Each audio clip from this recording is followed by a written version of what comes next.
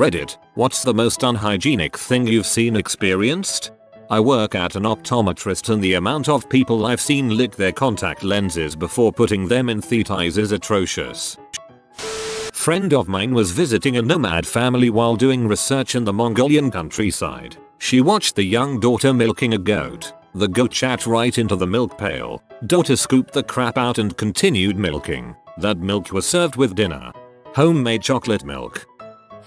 An elderly woman urinated while standing in line at Home Depot. I looked down and saw her legs, which were the filthiest legs I've ever seen in my life. I don't think she was homeless. She was in a housecoat and slippers. But I really don't think she should have been alone. Whatever the case, I now scrub my legs really hard in the shower. I never scrub my legs. The soapy water running down cleans them.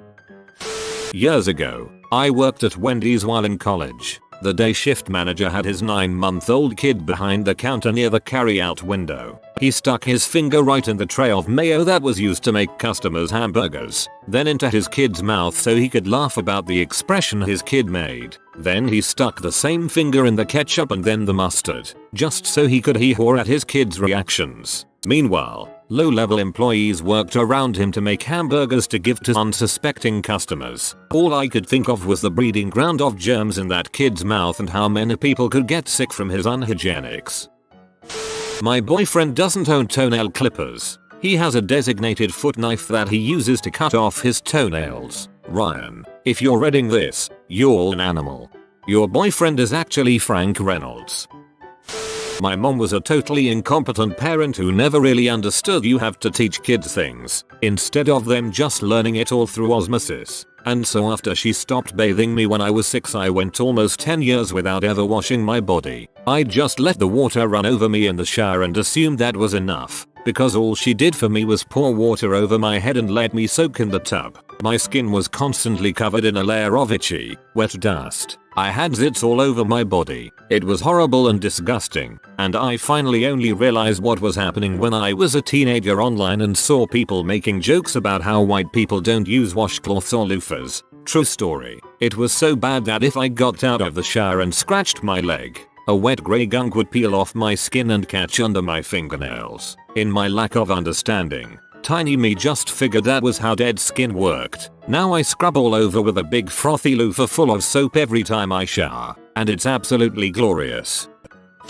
My mom used to clean houses for a living. A woman had been evicted from the property and we went to clean it. Pretty standard. This house was not freaking standard. It was vacated by a woman who apparently was a veteran, but had been unable to pay utilities for several weeks or months. She hadn't been using the toilet. She'd cut a hole in the floor and had been defecating into the basements for long enough that the entire basement floor was covered in crap in the middle of a humid Missouri summer. My mother threw up when she originally opened the door to the house because of the smell. The woman was a smoker, and the walls had that sticky feeling to them that had absorbed the ungodly stench. You could smell the house from the sidewalk.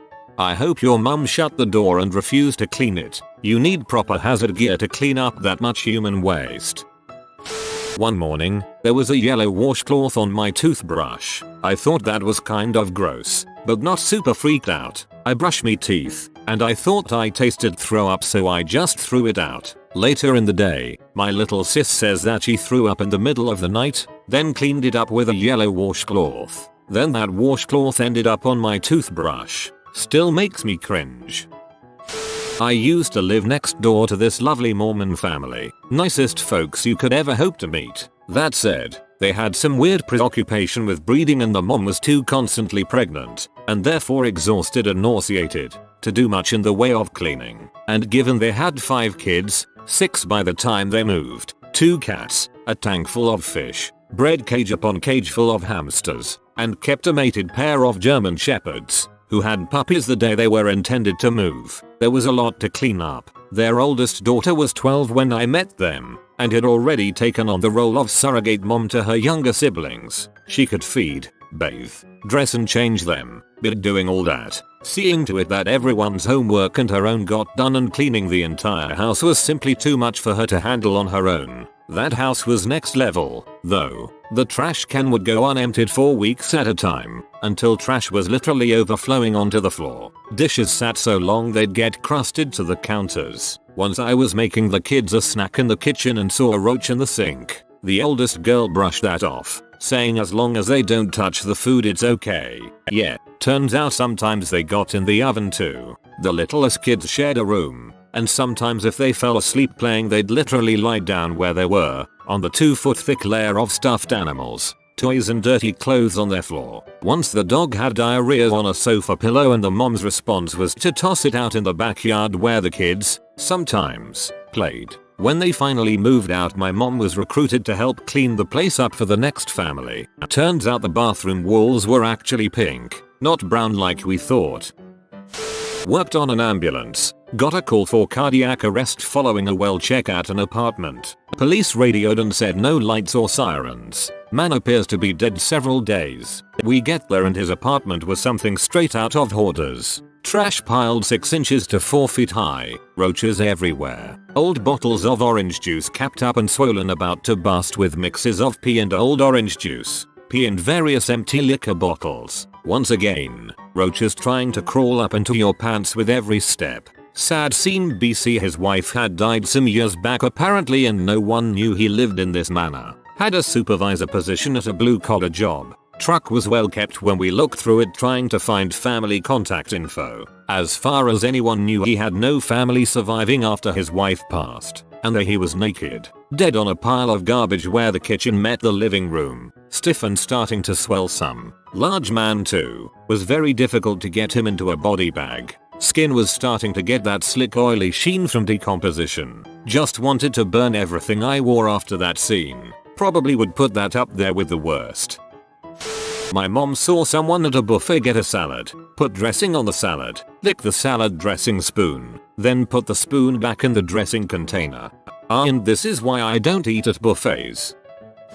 My roommate last year complained that the showers were never warm, and so never took any. Our room reeked of old food and sweat. His nails were perpetually long and hair was always greasy. Basically think of your average 130 pounds white knight, and that's him. Maybe not the most unhygienic, but I work at a very small store, so when someone comes in that smells, the whole store smells. One customer comes in quite frequently, is very overweight, and uses a walker to get around because he had a double knee replacement. During the summer, it can get up to the 90s in our area and I literally don't think this man showers. So, he comes in a few times a week to sell items back to the store. We're a second-hand store, but I really think he just comes in to chat. His clothes are always tattered and torn and covered in stains. He comes in, leans on the counter, and sweats buckets onto our counters. He stays anywhere from 10 to 30 minutes and plants himself right in the front of the store. The smell also, oh my god, it literally smells like someone dumped cat pee all over this man, and then rolled him up into a dumpster, and then threw him into a steaming hot pile of fertilizer. I have a hard time working the register when he is in because I can't handle the smell.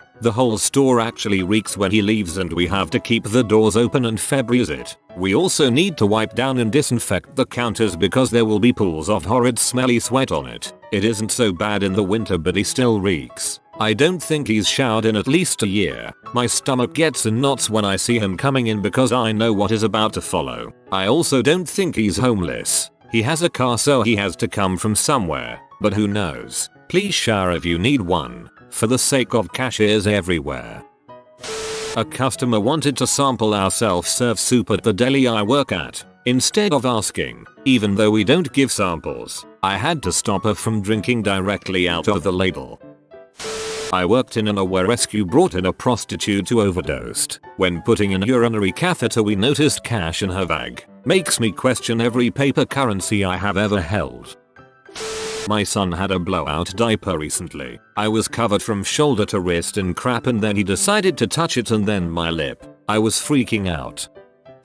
I was working on an oil platform. Since there were a ton of people working, they had a wee boat to keep the extra help including yours truly. We hit some bad weather and spent 2 days out in the open seas until we hit some smooth water. Some highlights. The blood. There was blood everywhere. Everyone's sheets were covered in blood. Bloody towels. and bloody pants. The reason was the high thresholds on the ship. If you weren't paying attention and under stress, well, it was really easy to cut yourself up on some pretty nasty ones. Many of the showers didn't have the drain at the low point. I assume this is only due to the idiocy of the builders. The results were several days worth of accumulated shower water, with a weird combination of body hair, poop, and soap slowly gyrating from side to side. We had no fresh food, so we were hitting the canned stuff. The highlights included canned pig kidney and canned big butt octopus. No work and no prostitutes equals a lot of pent-up sailors. The break room, nice room with a TV and a bunch of couches, slowly degraded into a bunch of shirtless Italian sailors smoking cigs and throwing trash on the ground. Relief came when we hit land.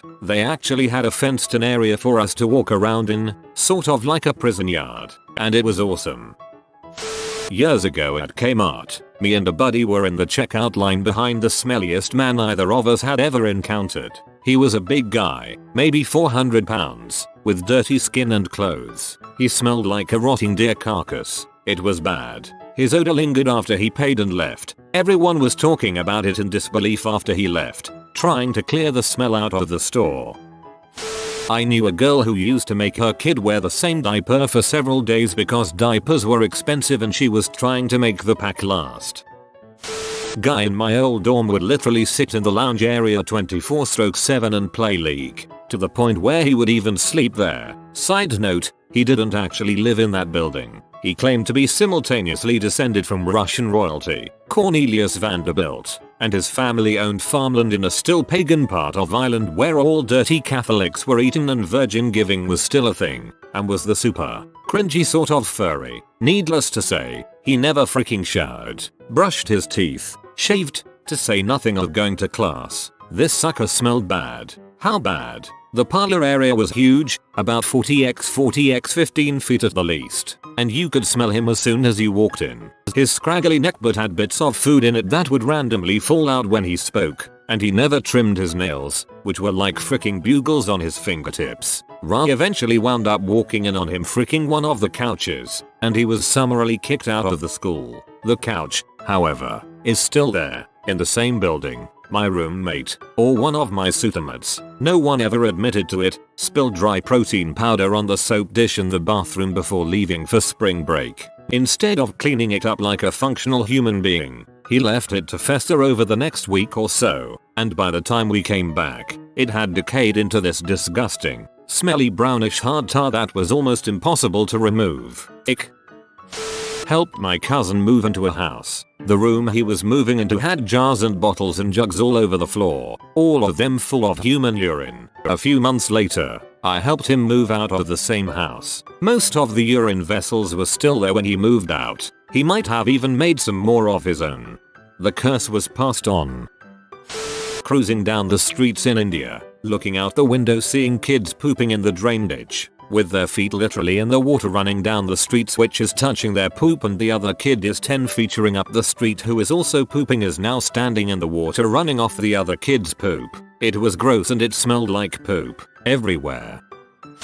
Knew a person who worked in a small, family-owned bakery. They would shower once a year, on Christmas, as a gift to their mother. Aside from that, they never bathed. The problem is, even though it was a small bakery, it is a major name locally, and celebrities will send out for the goods they make. They have frequently been in the news, and I know for a fact that the owner's son wiped his butt with his own hand. Maybe that's the secret recipe. Once put my son down for a nap without a diaper on. Wife's idea. IDK. At some point he woke up and pooped in his crib. I walked in to find him bashing poop around with his hands, rubbing it all over his sheets, the crib, and the wall next to the crib. It was a disaster. I'm a sleep technologist and I had a patient who had such thick dandruff that I had to chip away at it in order to get to the scalp. I also had a patient try to wear a CPAP mask they brought from home. It had chunks of God knows what embedded into it, almost like he pushed an Alpo dog food. The headgear was an old underwear band. I promptly threw it away and gave him a mask and told him I never wanted him to bring a mask like that again, and if he couldn't afford a new one to call our office and we could give him one of our to be donated masks. When my brother was 6 months old, our family cat crap all over his face. After several days of not seeing the cat around the house, I found out that my dad had given him away.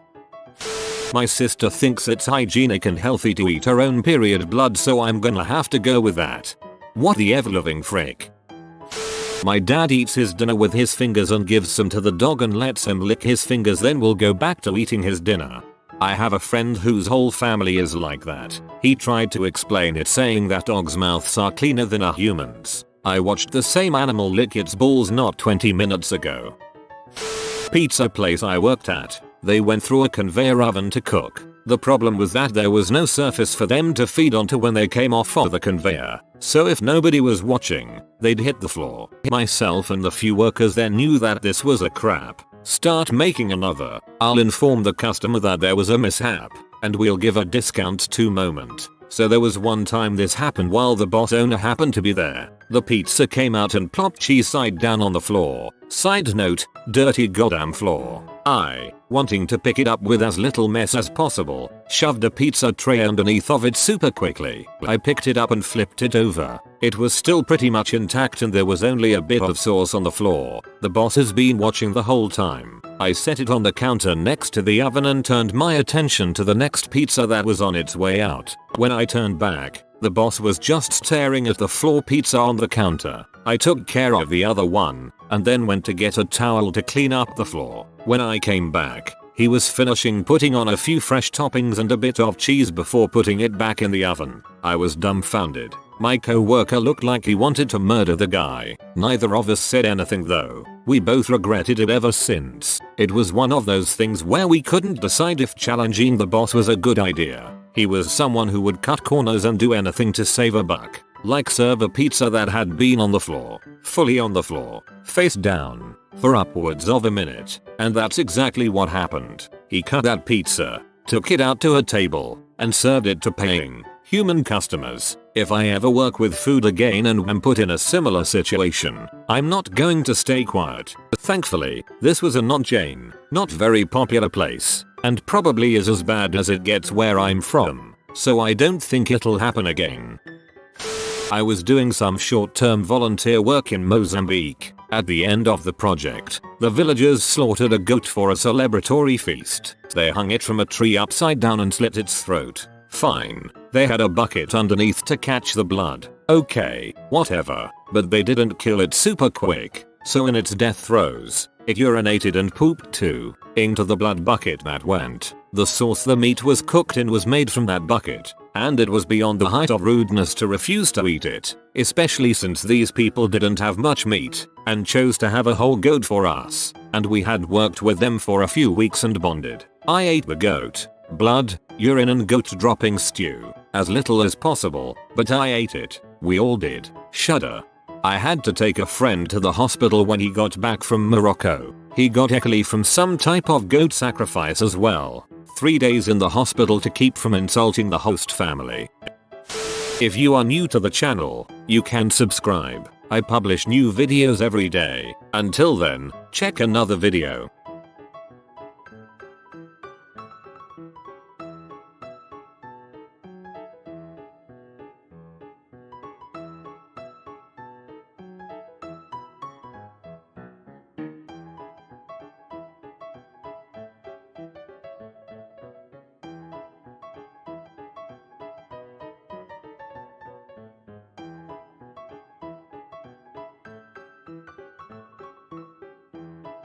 Bye for now.